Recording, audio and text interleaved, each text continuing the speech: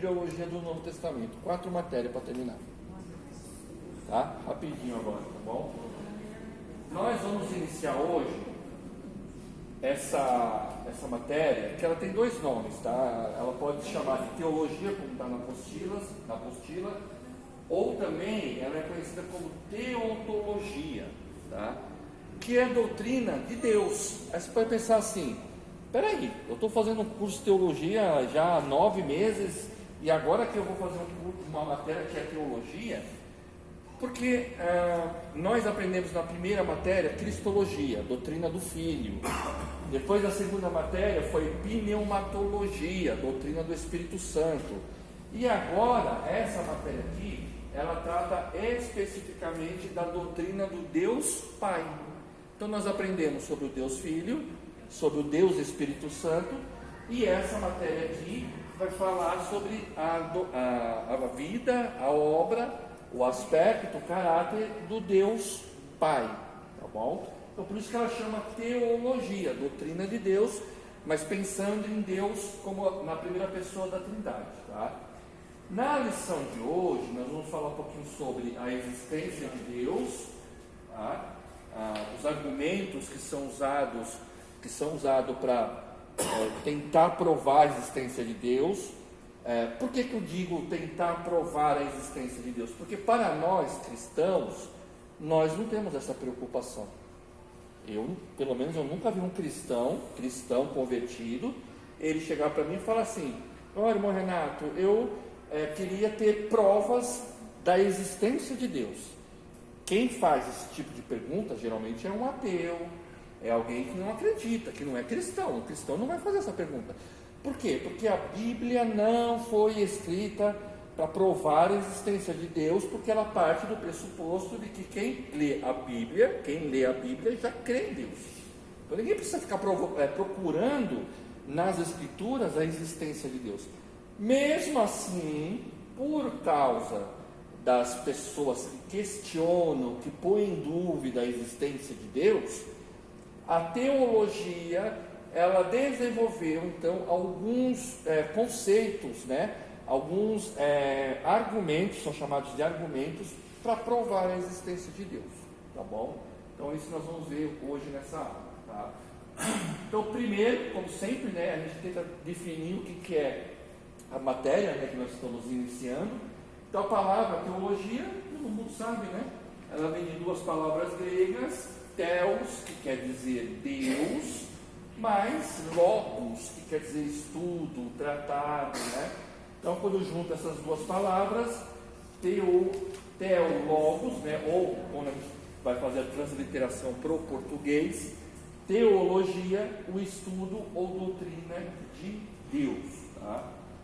Bom, página 3 vai ter uma introdução aí da apostila. Nós vivemos, né, irmãos, num mundo, em um universo com uma imensidão que nos revela um Criador poderoso.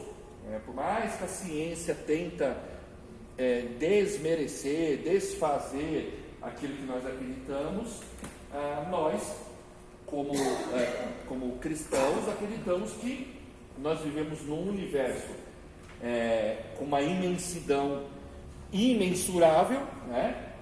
Aonde nós acreditamos que tudo que existe foi feito por um Criador todo-poderoso, tá? Por isso o estudo sobre Deus é muito importante para uma compreensão profunda de Deus. Saber quem é Deus, seu caráter e o modo como ele se relaciona com o mundo e com o homem, tá? Eu acho muito interessante, por isso que eu coloquei aqui destacado em vermelho, saber quem é Deus. Se vocês puxarem lá na memória de vocês vão lembrar que lá na primeira aula de Cristologia, na primeira aula do curso, eu fiz uma pergunta assim, vocês saberiam responder quem é Jesus? Né? Cristão, quem é Jesus? Falar algo de Jesus? Porque, por exemplo, se alguém perguntar para mim assim: bom, Renato, fala algo do seu filho, ou fala algo da sua esposa, eu vou ter muitas coisas para falar deles, porque eu conheço eles, eu tenho intimidade com eles. Eu sei aquilo que a minha esposa gosta, aquilo que ela não gosta, só de olhar para ela. Mas isso é fruto, é resultado de um relacionamento, no meu caso, de 26 anos. Mas é um relacionamento, é ali, ó, você conhecendo, vivendo com a pessoa, aprendendo com a pessoa, crescendo com a pessoa, que me dá condições de poder dizer: a minha esposa, ela é assim, assim, assim e assim, porque eu a conheço. Então é muito importante que a gente saiba quem é Deus. Por quê? Porque se eu souber quem é Deus, eu vou conhecer o seu caráter. Tem professores aqui, né? Caráter, tá? Caráter de Deus, tá? Por exemplo, ó, no nosso meio evangélico, é tão difícil quando você chega e fala assim, ó, você sabia que Deus, ele chegou a um determinado momento da história de Israel, e ele falou assim para o povo de Israel, ó, eu cansei das reclamações do povo e resolvi que eu vou destruir o povo. Parece assim para nós, ainda mais num tempo em que nós vivemos, a gente fala assim, não, Deus, ele é incapaz de fazer isso. Deus nunca fez isso, mas ele fez, e não foi uma vez só não. Então conhecer o caráter de Deus. Agora eu preciso saber por que Deus fez isso. Ao invés de eu ficar tentando colocar Deus na parede, dizendo assim, Deus, não, o Deus que eu creio o Deus que eu creio não faz isso. Não é melhor eu conhecer o porquê que Deus fez isso? E eu só vou conhecer isso se eu conhecer o caráter dele, tá? Conhecer o modo como ele se relaciona com o mundo. Uma coisa que é fundamental para nós cristãos é entender que nós estamos debaixo de uma aliança, de um testamento, de um testamento e de uma aliança que ela foi criada por Deus nos moldes de jurisdição, de tipo assim, vocês vão fazer isso, se vocês fizerem isso, vocês serão abençoados, se vocês não fizerem isso, vocês não serão abençoados, e fim de papo. Essa é a aliança de Deus, a aliança de Deus. Então como que Deus se relaciona com o mundo e com o homem? E com o mundo aqui, a gente está incluído, tá? A gente está incluído no mundo, tá? Em particular, é importantíssimo para um relacionamento correto com Ele. Então, conhecendo o caráter de Deus, o modo operante de Deus, a gente tem um relacionamento correto com Ele. Outra coisa, o conteúdo da nossa teologia e da nossa vida cristã vai depender da compreensão que nós temos sobre Ele. Então, voltando à questão do casamento, e se tem uma coisa que a Bíblia, tanto no Antigo quanto no Novo Testamento, vai fazer analogia, é de um relacionamento de Deus, de Jesus, com o seu povo, fazendo uma relação com o casamento. Isso está tanto no Antigo quanto no Novo Testamento, tá? Então, quando a gente tem uma compreensão correta do que é um casamento, lembra quando eu disse para os irmãos, por exemplo, os varões aqui, preciso entender, todos aqui são casados, né, os varões? Então, você não casou para ser feliz, você casou para fazer a sua cônjuge feliz. Pronto, você casou para isso, tá? Não, eu vou casar para ser feliz, não. Você vai casar para fazer a sua companheira feliz, tá? Então, quando eu tenho uma compreensão disso daí, correta disso, o relacionamento tende a crescer, tende a ser um relacionamento sadio, tende a ser um relacionamento verdadeiro. Agora, se eu não tenho uma compreensão do que é um casamento, do que é um relacionamento, a tendência é que fica um negócio, sabe, superficial, fica um negócio vazio, fica um negócio incompleto, onde não há uma plenitude, tá? Então é muito importante que a gente entenda que para ter uma vida cristã satisfatória, uma vida cristã que agrade a Deus, a gente precisa ter um entendimento da compreensão sobre quem é Deus. Tá? Portanto, nessa lição nós vamos abordar a existência de Deus e da sua natureza. Tá? Apocalipse 22, 13 diz assim: eu sou o alfa e o ômega, o princípio e o fim, o primeiro e o último. Quem é Deus? Deus existe? Isso é um fato real. Sua existência é algo incontestável para mim e para você. Não é todo mundo que pensa assim. E olhe lá se não tiver gente na igreja que também tenha dúvida. Tá? A Bíblia não se preocupa em provar a existência de Deus, mas já no início, em seus primeiros versículos, fala sobre Deus como Criador de todas as coisas e sendo o principal personagem em toda a criação do universo. Os autores bíblicos não foram inspirados por Deus no intuito de provar a existência de Deus. Porém, os primeiros versículos de Gênesis vão mostrar para nós o Deus Criador de todas as coisas. Tá? No princípio criou Deus os céus e a terra. Deus existe não porque pensamos ou cremos nele, mas por ser eterno, imutável e soberano. Tem um texto, acho que é em Atos 17, alguma coisa assim, que vai dizer assim: olha, e dentro dos atributos de Deus que nós vamos aprender nessa matéria, tem um atributo de Deus chamado independência. O que esse atributo quer dizer? Quer dizer que Deus é Deus, eu acreditando nele, sim ou não. Ele é Deus. Deus não depende de nada para nós. Nada. Tá? Deus, se ele quiser destruir tudo e fazer uma nova criação, ele faz. Então Deus existe não porque nós estamos aqui reunidos, não porque existe a igreja, não porque existem pessoas que creem nele em todo o mundo. Deus existe porque ele é eterno, soberano e imutável. Ele existe por si só. Tá? Independentemente se o cristão acreditar ou o ateu não, Deus existe. Tá? Definição bíblica de Deus. A Bíblia Sagrada descreve o Senhor Deus de várias maneiras. As Escrituras o chamam de Criador dos céus e da terra, Gênesis 1:1.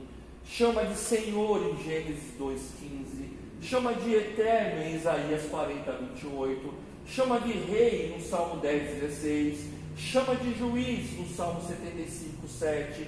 Chama de Altíssimo no Salmo 7, versículo 17. Chama de Espírito em João 4:24. Então a definição bíblica, se alguém perguntasse para nós e falasse, dá uma definição bíblica de quem é Deus, eu coloquei alguns aqui. Você pode falar que Deus é imutável, que Deus é todo poderoso, que Deus é o Senhor dos senhores. Essa é a definição bíblica, é aquilo que a Bíblia fala para nós da pessoa de Deus, da definição de Deus. E a definição teológica de Deus?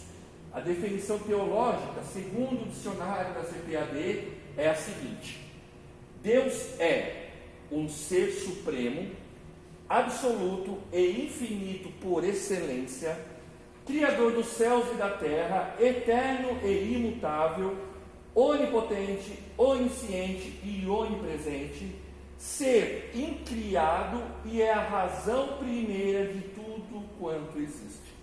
Essa é uma definição teológica. Tá? Vamos dizer assim que é uma definição bonita, né? Uma definição assim pensada. Né? Agora, essa aqui vamos imaginar sem menosprezar ninguém, tá, irmãos? Aqui seria a definição do irmãozinho da igreja, aquele irmãozinho humilde. Não, Douglas é estudante de teologia. Do irmãozinho, crente, tá? Que você pergunta para a pessoa, quem é Deus? Ele vai dizer isso aqui. Deus é onipotente, onipresente, é o Senhor. Agora, a definição de um estudante das Escrituras é uma definição mais completa. É uma definição assim que abrange, sabe? ela abre o leque para que a gente possa pensar. Tá? Eu sempre gosto de pegar os 3 principais atributos de Deus, que todo mundo, isso daí é uma unanimidade. Quando você pergunta assim, quais são os 3, a pessoa vai falar onipotência, onipresença e onisciência. Não está errado não, é esses aí mesmo, tá? Onipotência, onisciência e onipresença são termos técnicos, certo? São termos técnicos que definem um atributo de Deus. Então, quando eu falo que Deus é onipotente, eu estou dizendo que Deus, ele tem todo o poder, não é isso? Essa definição, se eu perguntasse para o irmãozinho fiel, lá do fim da igreja, que não tem a oportunidade de fazer um curso de teologia, e perguntar para ele o que é a onipotência, ele vai responder isso. A onipotência é que Deus tem todo o poder. Agora, para um estudante de teologia, um estudante das Sagradas Escrituras, tem que ser um negócio diferente.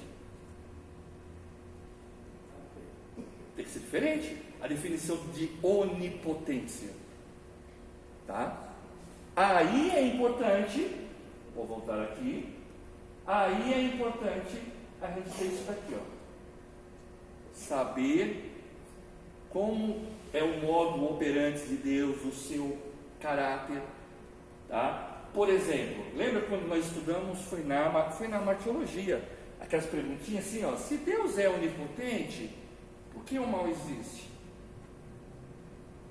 Para o irmãozinho, aquele que deu a resposta certa, mas deu uma resposta simples, uma resposta bíblica, ele vai dizer assim, não, o mal, Deus não fez o mal, mas para o estudante de teologia nós vimos a complexidade que é falar, definir sobre o mal. Por que Deus permite? Ele sendo poderoso, por que ele permite que o mal exista, se ele tem todo o poder? Tá? Então, aí chega até a dizer assim, será que Deus é todo poderoso mesmo? Porque o mal existe. Então, para um estudante de teologia, simplesmente dizer que Deus é onipotente é muito pouco. É muito pouco. Saber que Deus é onipresente, está em todos os lugares. Tá? Deus está no centro de Macumba?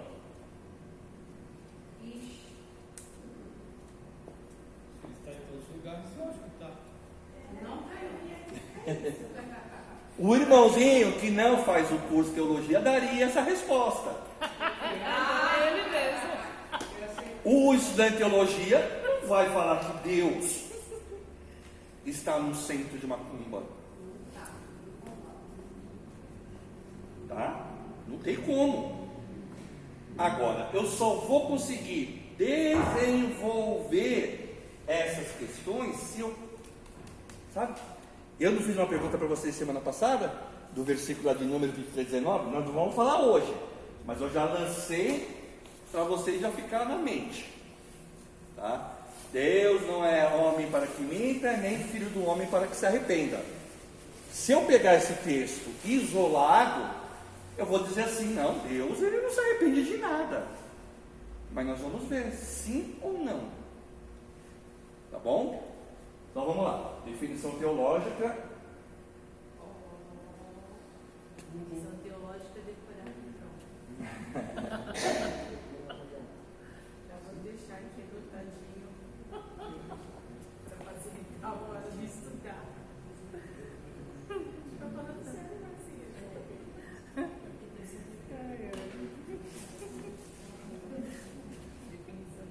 Definição teológica. Não é uma ideia. Ah, tá. Vocês todos, tá bom. Douglas Finch, né? Queridinha, você